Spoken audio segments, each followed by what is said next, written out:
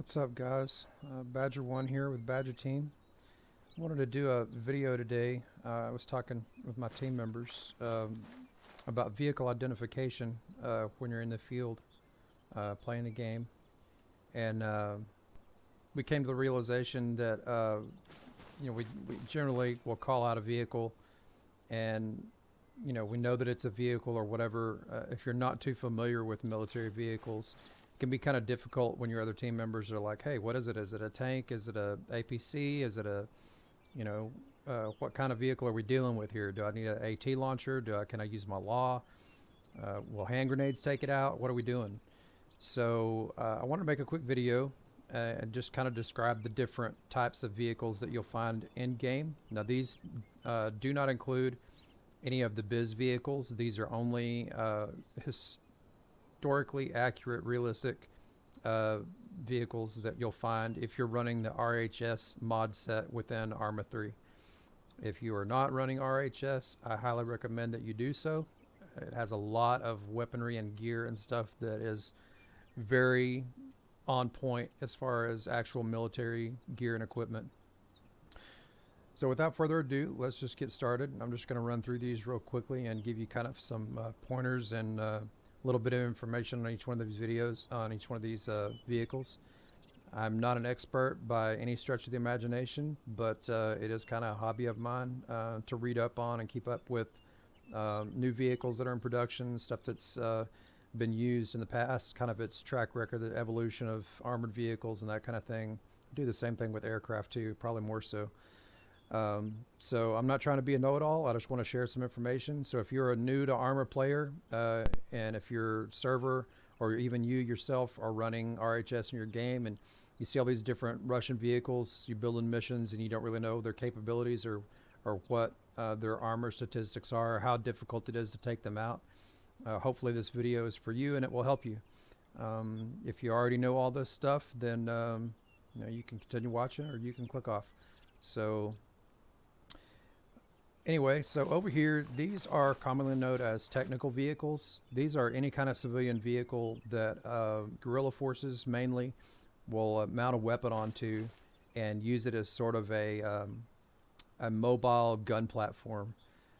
There are hundreds, if not thousands, of variations on these depending on what guerrilla forces have in the field available to them. These are some of the common ones that you'll see in ARMA. So these are technical vehicles. They're light-skinned.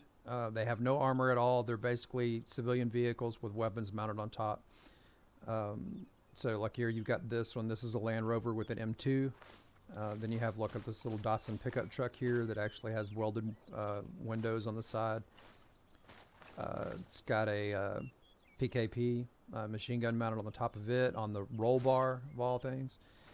And then over here, we've got this is a biz vehicle, but it very closely resembles like a Toyota or any other, modern day pickup. And it's mounted with it's got a SPG-9 mounted in the back. And if you're not familiar with this weapon, this is basically it's like 84 millimeter recoilless rifle. It's got an optic on it. So basically what you do is you just pull the lever in the back, throw a round in the back of it, close it up, and then when you shoot it, there's no recoil because all the recoil gas shoots out this big nozzle on the end, and it's like a giant cannon really, but it's got a pretty good range to it, and it's pretty potent, especially against light APCs and stuff like that. A couple of rounds will do one in. Okay, so on to the more military stuff. The Russians use for troop transports two different types of vehicles. These vehicles right here with 8 wheels are known as BTRs. These tracked vehicles over here are called BMPs. That is the main difference that you can tell these apart. Now, you don't have to get into specifics when you're vehicle identifying in the field. Just say, hey, we got a BTR, or hey, we got a BMP. The main difference between the two vehicles, besides the tires, is that these BTRs are a little more light-skinned and lightly armored than a BMP would be. Also, these are earlier versions. There's a BTR 60, BTR 70, and a BTR 80A, which was the last version. Uh, the BTR 60 and 70, I think there's 2 or 3 different versions of a BTR 60. This is a BTR 60P, and this is a BTR 70. You'll notice that it's an infantry fighting vehicle, but it's mainly used as a troop transport, but it's kind of up armored, up gunned in the fact that it's got a 14.5 millimeter machine gun on the top, and then next to it is a coaxial 7 points. No, it's 7.62 millimeter machine gun mounted right next to that up there. So like I said, these are lightly skinned. Regular AT launcher will usually disable these.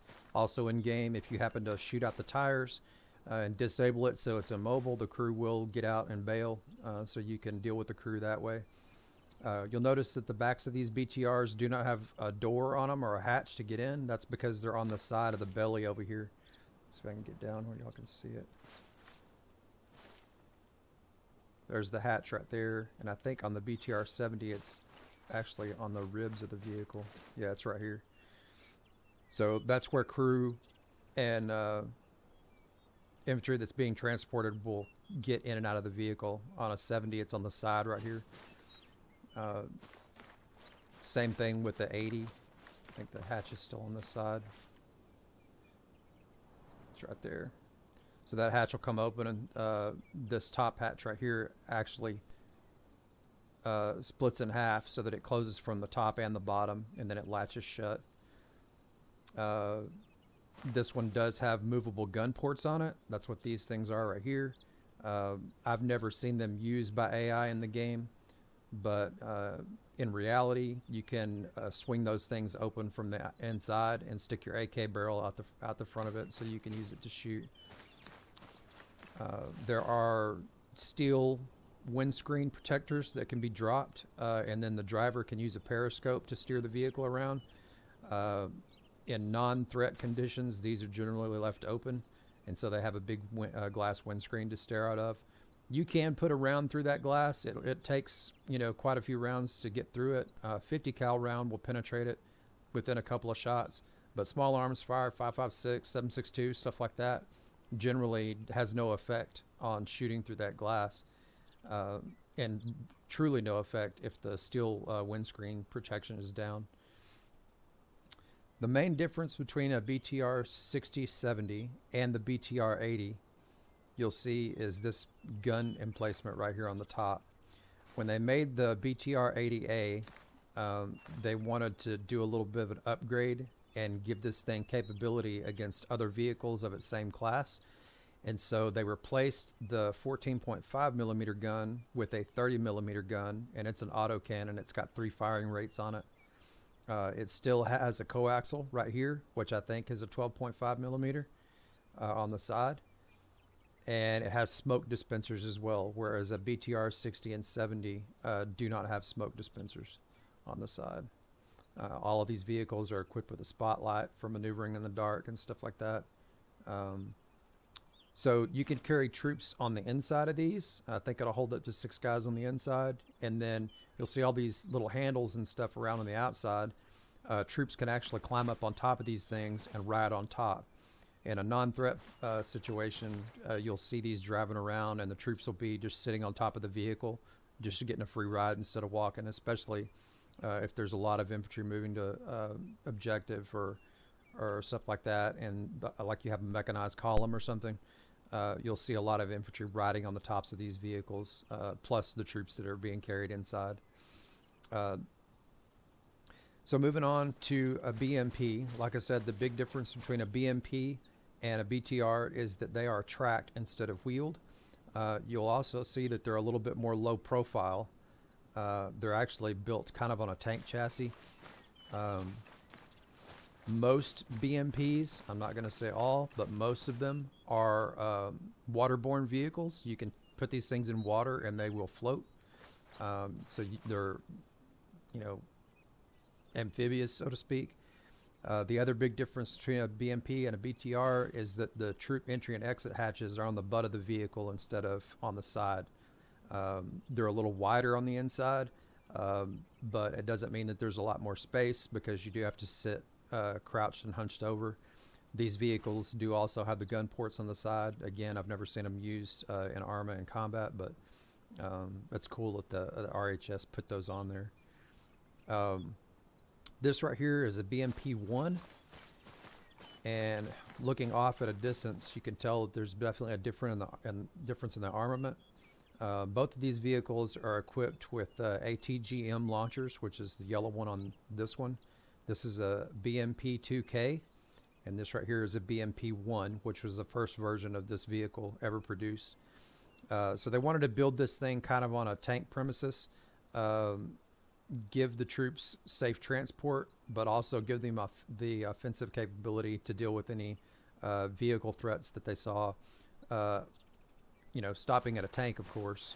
But if they had to engage other APCs or even engage ground troops, this BMP-1 has a 73 millimeter main gun, and then it has a 7.62 coaxial machine gun, which is right there next to the main gun. You can see it. You'll notice that this is just a single missile sitting on this rail.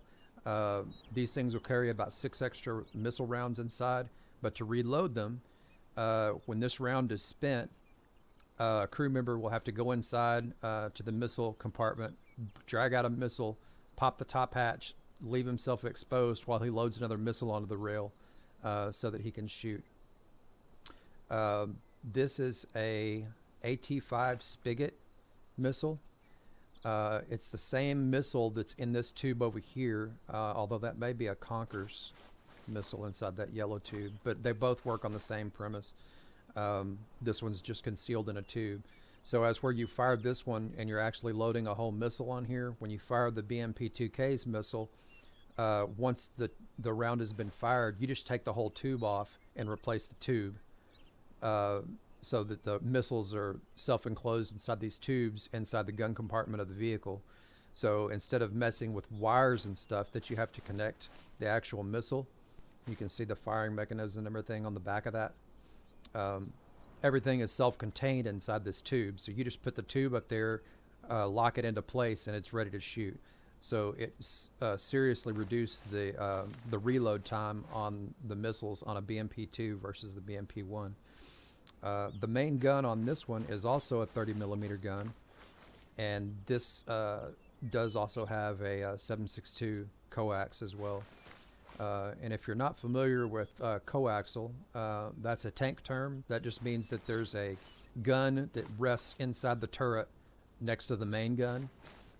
So in order for that gun to track, the turret has to move in the same direction as the gun.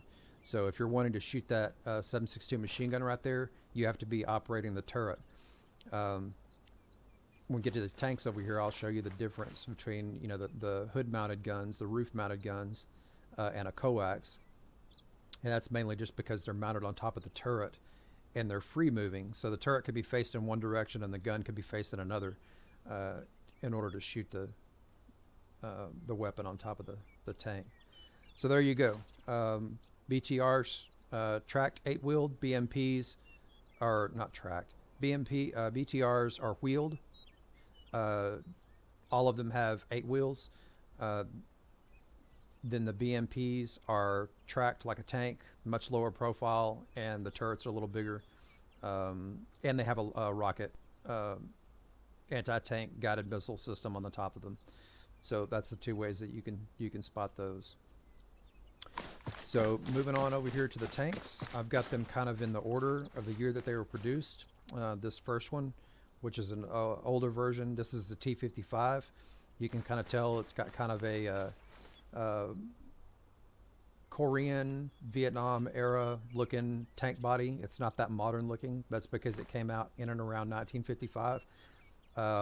Russians tend to classify their tanks according to the years that they were produced in or around close to.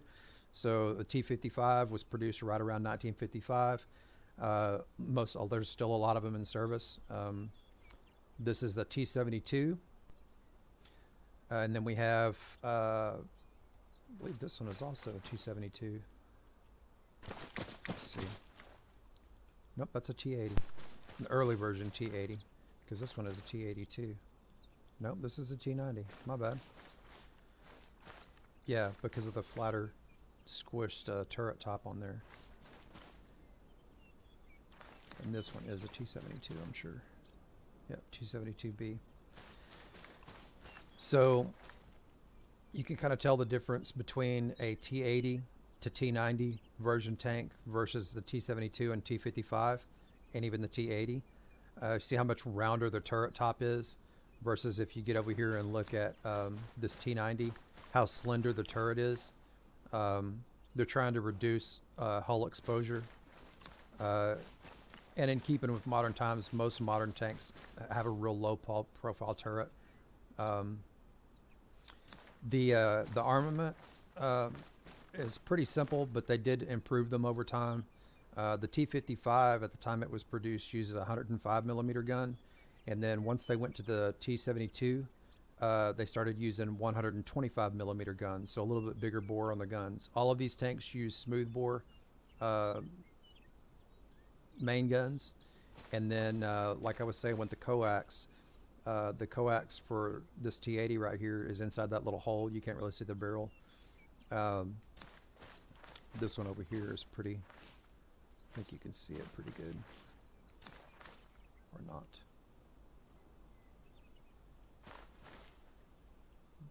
I think that's it right there in that hole right there. So T55, T72, and T80, all of those have very similar turret types. They're very rounded. The difference the T55 and the T80 versus the T72 is you can tell that there is a anti-aircraft machine gun mounted on top of this turret. Now, like I said, this gun right here can move independently from the rest of the turret. So you can see how it's facing to the rear of the vehicle right now. You can get in this vehicle in game and pop out as the commander position, and you can actually mount this gun and use it freely from the turret. So the turret could be faced downrange, and you could be faced to the rear, to the sides, or whatever. This is a KSVK machine gun. Most Russian armor uses a KSVK machine gun. Some of them will switch them out and use PKPs or even Dishkas, but they like that bigger round. And then you get down here to the, I think this is our latest version of the T90 right here. Yeah, this is the T90 SM.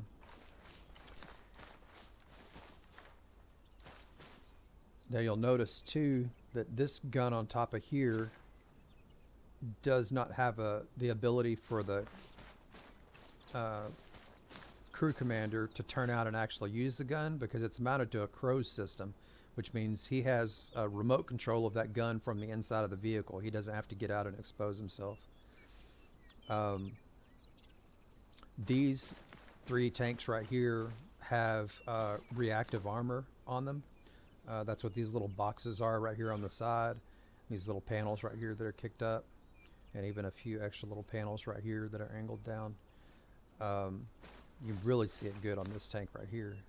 All those little angled boxy looking plates right there, that's explosive reactive armor, and it's meant to defeat anything from rocket propelled grenades all the way up to anti-tank missiles. The way it works is that when they're shot at with a missile, once the missile makes contact with that plate, and it happens in a millisecond, that plate actually explodes and defeats the warhead from penetrating the armor on the vehicle. So the warhead will explode, that plate or several plates will, become unusable, and then they just replace that whole unit right there with a new set of additional armor to give it a little bit more protection from, anti-tank missiles and that kind of thing. Now, later versions of this T90 actually have an electronic disruption system for incoming AT rounds. AT rounds that are being like laser guided and that kind of thing. There's actually sensors on the inside of this vehicle that can detect and help the tank interrupt or destroy the missile before it even reaches the tank, throw off its tracking and that kind of thing. And I didn't put one down, but the latest update for the RHS mod has a T-14 Armada, which is a tank that Russia's been working on since 2014. And it's supposed to go in service this year, I believe. And it's pretty high speed. It doesn't look anything like any of these. They went with a totally new design. Most of these tanks all run on diesel, except for the T-80, which they experimented with gas turbine engines like the M1 Abrams uses now. But they found that they have so many tanks and the maintenance is so high on a diesel turbine engine that they went straight back with diesel when they built the T-90s and later versions of the T-80. So these tanks right here, the T-55, the T-72, and early versions of the T-80, they're very loud and they produce a little bit of smoke. So that's one way to be able to spot them, that and their kind of bubble-looking turrets on top. So anyway, that's Russian armor and Russian vehicles in a nutshell. Hopefully that can help you sort of be a little more accurate with your vehicle identification when you're in the middle of a threat type situation, or you have vehicles that are bearing down on you. You can call out, that way your team knows kind of what you're dealing with. Hope you enjoyed the video. I think I might put a link to the RHS mod in the video description. I know all of my guys on my team run it already, but if you're new to ARMA and you want to check it out, I'll put a link down below so you can definitely look at it. It's definitely a worthwhile mod. It includes Russian equipment and vehicles. It includes United States modern military vehicles. It also has tons of uniforms, gear, rifles, grenades, explosives, landmines, all that kind of stuff. It is quite a large download, but it is well worth it. And if you're a mission builder, it really opens up options as far as building missions and producing scenarios for your team and that kind of thing. So anyway, thanks for watching, and I hope this was helpful.